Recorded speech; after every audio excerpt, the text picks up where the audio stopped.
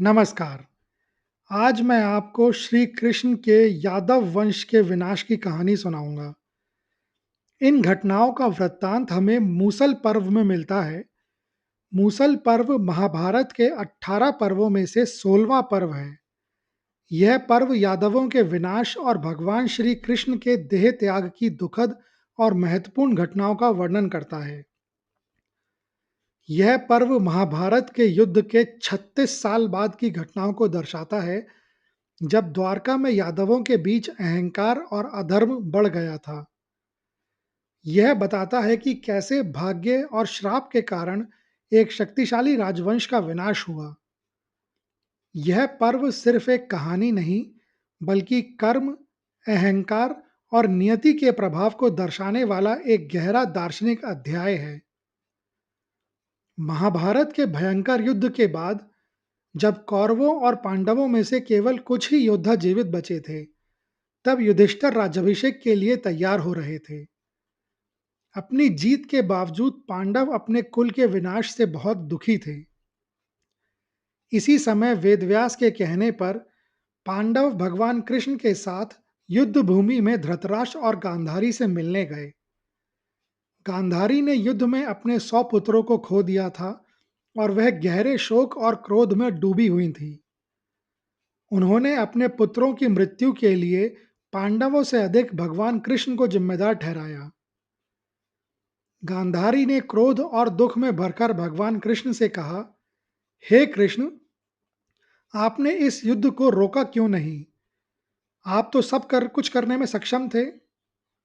आप चाहते तो कौरवों और पांडवों के बीच शांति स्थापित कर सकते थे, लेकिन आपने ऐसा नहीं किया। आपने जानबूझकर इस विनाश को होने दिया। जिस तरह आपने हमारे कुल को नष्ट होते हुए देखा है, मैं आपको शाप देती हूँ कि आप उसी तरह अपने कुल का नाश देखेंगे। सभी यादव आपस में लड़कर मर जाएंगे। आप भी स्वयं इस विनाश के साक्षी बनेंगे और आपका भी अंत इसी तरह होगा। भगवान कृष्ण ने गांधारी के शाप को शांति से स्वीकार कर लिया। उन्होंने मुस्कुराते हुए कहा, देवी, आपका शाप अवश्य पूरा होगा। महाभारत के युद्ध के 36 साल बाद द्वारका नगरी अपनी समृद्धि और खुशहाली के चरम पर थी। यादवों की शक्ति और धन अतुलनीय थे, लेकिन इसी के साथ उनमें अहंकार भी बढ़ गया था। एक बार विश्वामित्र, कणव और नारद जैसे महान ऋषि द्वारका आए। यादव राजकुमार अपने अहंकार में उनका उपहास करने का फैसला करते हैं। वे कृष्ण के पुत्र सांब को एक गर्भवती स्त्री के रूप में सजाते हैं और उन्हें ऋषियों के पास ले जाकर मजाक में पूछते हैं कि यह किसे जन्म देगी। ऋषियों ने उनके इस उपहास को देखकर अपना ध्यान लगाया और सब कुछ जान लिया। क्रोधित होकर उन्होंने कहा, तुमने हमारा उपहास किया है। यह स्त्री एक भयानक मूसल को जन्म देगी, जो तुम्हारे वंश का नाश करेगा। इस शाप से यादवों में भय और निराशा छा गई। ऋषियों के शाप के तुरंत बाद सांब के गर्भ से एक भयानक मूसल निकलता है। भयभीत होकर यादव राजा उग्रसेन के पास जाते हैं, जो उस मूसल को पीसने का आदेश देते हैं। यादव सैनिक उसे पीसकर उसका चूर्ण बना देते हैं, लेकिन उसका एक छोटा सा टुकड़ा बच जाता है, जिसे पीसना संभव नहीं था। यह टुकड़ा एक कील की तरह था। उस पूरे चूर्ण और कील को समुद्र में फेंक दिया जाता है। चूर्ण समुद्र की लहरों के साथ किनारे पर आ जाता है और वहां उगने वाली घास को कठोर और नुकीला बना देता है। वहीं उस कील को एक मछली निकल जाती है। मूसल को फेंकने के बाद द्वारका में अशुभ घटनाएं जारी रहती हैं। कृष्ण स्वयं भी कई अपशकुन देखते हैं। वे जानते थे कि अब यादवों का अंत निकट है। वे यादवों को अपने पापों का प्रायश्चित करने और शांति बनाए रखने के लिए प्रभास तीर्थ जाने का आदेश देते हैं। प्रभास तीर्थ में यादवों ने जमकर शराब पी और नशे में चूर हो गए। उनकी आपसी ईर्ष्या और पुरानी शत्रुताएं उभरकर सामने आ गई। नशे में वे एक दूसरे पर बहस करने लगे और फिर वह यह बहस लड़ाई में बदल गई। उन्होंने उसी कठोर घास को उखाड़ना शुरू कर दिया जो तुरंत ही लोहे के मूसल की तरह कठोर और जानलेवा हथियार में बदल गई। इसी तरह उन्होंने आपस में लड़कर एक दूसरे को मार डाला। इस लड़ाई में केवल कृष्ण, दारुक जो कि उनके सारथी थे, और एक दो अन्य व्यक्ति ही जीवित बचे। इस विनाश के बाद श्री कृष्ण के सामने उनके सारथी दारुक आते हैं।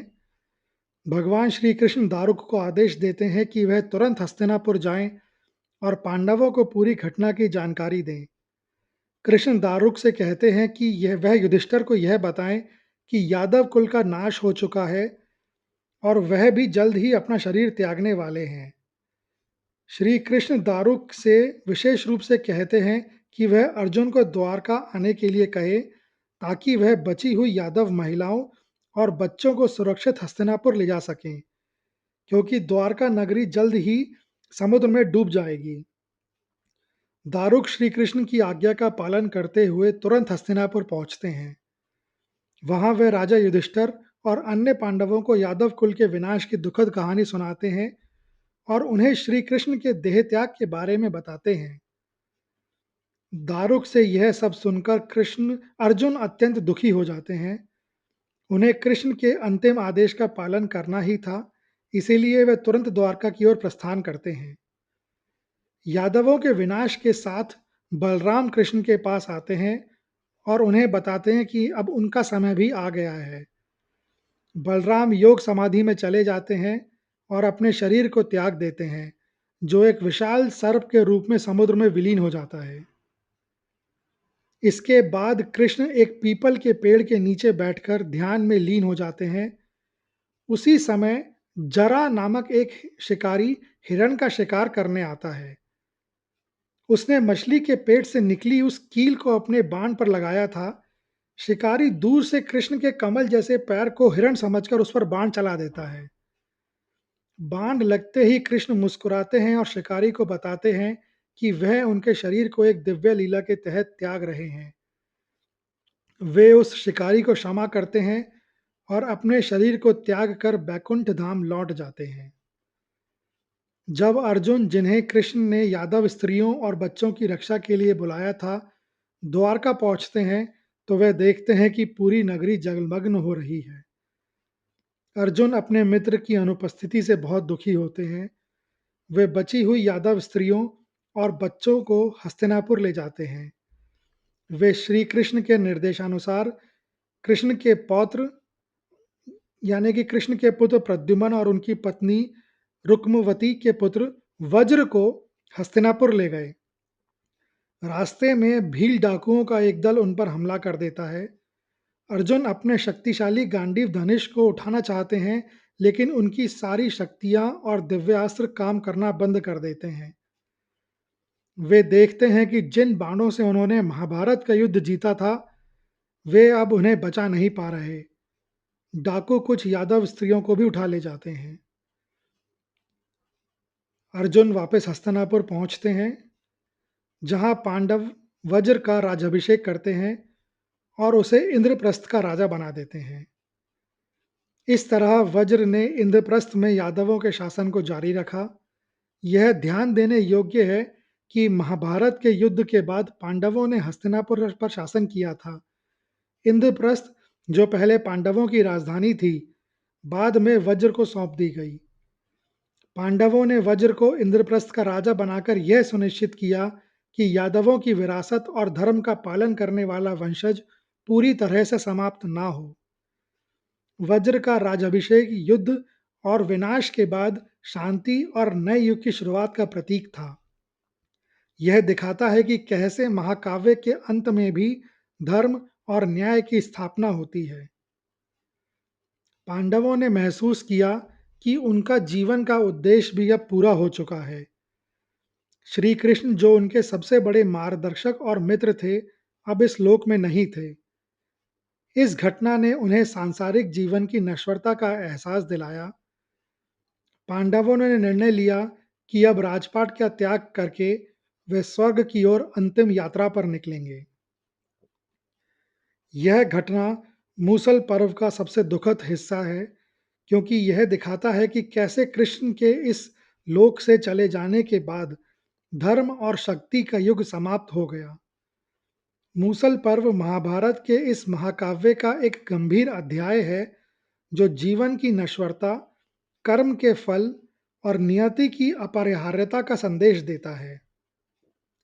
मूसल पर्व यह भी दर्शाता है कि यहाँ तक कि भगवान भी अपने जन्म और कर्म के चक्र को पूरा करते हैं। कृष्ण ने स्वयं को मानव रूप में प्रकट किया था और एक मानव की तरह ही उन्होंने अपनी लीला समाप्त की। इससे यह संदेश मिलता है कि इस संसार में कुछ भी स्थायी नहीं है, सब कुछ जन्म और मृत्यु के चक्र के अधीन है। मूसल पर्व एक गहरा और अत्यंत दुखी अंत के साथ है, जो हमें सिखाता है कि अहंकार, अनैतिकता और आपसी संघर्ष किस तरह एक पूरे वंश का विनाश कर सकते हैं, भले ही उसमें स्वयं भगवान भी शामिल क्यों ना हो। यह पर्व महाभारत के युद्ध से भी ज़्यादा मार्मिक है, क्योंकि यह एक ऐसे विनाश को दिखाता है जो बाहरी दुश्मन के बजाय आंतरिक कमजोरियों के कारण हुआ था। यह कहानी सुनने के लिए धन्यवाद। अगर आपको यह कहानी अच्छी लगी हो, तो कृपया इस वीडियो को ज़्यादा से ज़्यादा लोगों के साथ शेयर करें, लाइक करें व चैनल को सब्सक्राइब करें। कमेंट्स बॉक्स में लिखें, जय श्री कृष्ण।